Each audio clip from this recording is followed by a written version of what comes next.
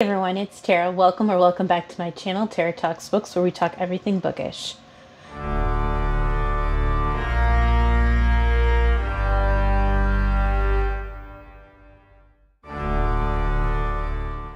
So today I'm going to be doing my October reading plans. So if you want to see what I have in store for the month of October, just keep watching.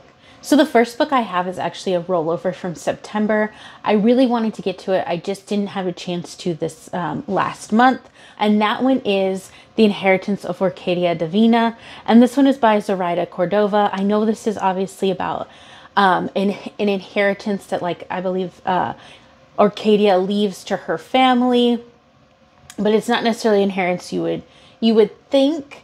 And I know it's very like familial, and it goes through like obviously Orquídea and then her kids and her grandchildren.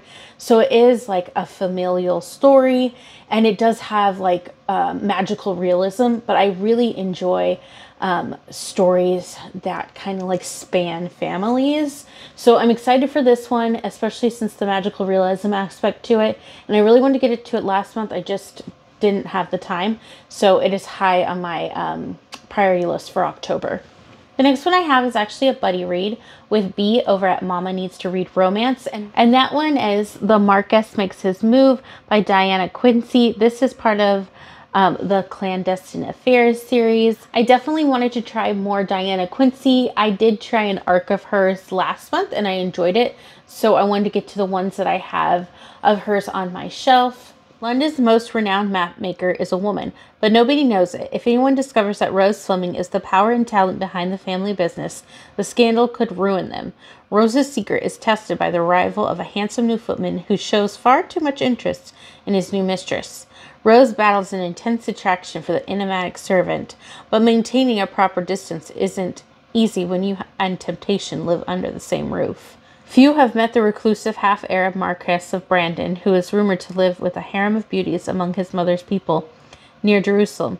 Brandon couldn't care less what society thinks of him, or that his fellow peers are disdainful of his common blood, but he won't stand for being robbed. That's why he's disguised himself as a footman in the home of a respected mapmaker who cheated Brandon out of his land. But the nobleman's plans for retribution are complicated by his growing attraction for the secretive lady of the house. When Brandon uncovers the shocking truth about Rose's role in his stolen birthright, can a love born of deception really conquer all? Ooh, so it's like hidden identity. I really enjoy that. I can't wait to get to this one and to read it with B. It's going to be so fun. The next one I want to read for the month of October is more of like a mystery. I believe it's a YA mystery. And that one is A Good Girl's Guide to Murder by Holly Jackson. So this one says, when you ask people what happened to Andy Bell, they'll tell you without hesitation. She was murdered by Salil Singh. No allegedly, no might have, no probably, no most likely. He did it, they say. Sal killed Andy, but I'm just not so sure. Oh, so this one seems fun. I've heard so many good things about this one, and I feel like it's a perfect time to read a mystery. So I thought that one would be good for the month of October. The last physical book I own that I'm going to read is The Breaker. This is by D. Aaron Santana.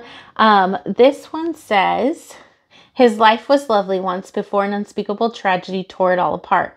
Alone and tormented by the loss of his family, Ryland Beam had resolved to die. But fearing he had squandered his life, he decided to do something worthwhile on the way out.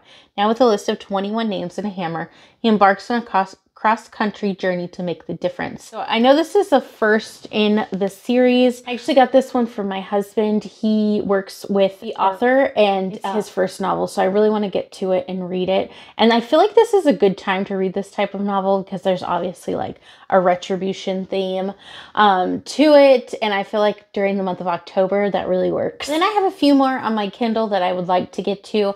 I actually downloaded them for Stuff Your Kindle Day.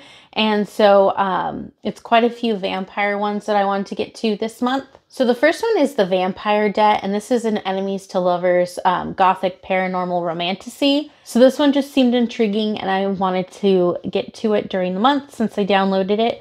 And I've been into vampires lately. I've read quite a few books, one for an upcoming video, and then two just because I love vampire books. The next one is Fangs and Frenemies by Sierra Cross. I'd like to get to this one this month. It is a cozy paranormal mystery. I actually recently read a paranormal mystery and I enjoyed it, so I want to give those more of a try. And lastly, the one I want to get to is part of the Black Hat Book Coven. And this one is their pick for the month of October. And that one is Slewfoot by Brahm. I don't know much about this one. I do know that the whole book club is a witchy theme. So I believe that this one is a witchy book. I haven't heard too much about it, but the cover looks really cool. So I can't wait to get to it. It is on my list to read for the month of October. So those are all my plans that I have for reading during this month. Let me know what you plan to read for the month of October. Like and subscribe if you'd like to. Bye.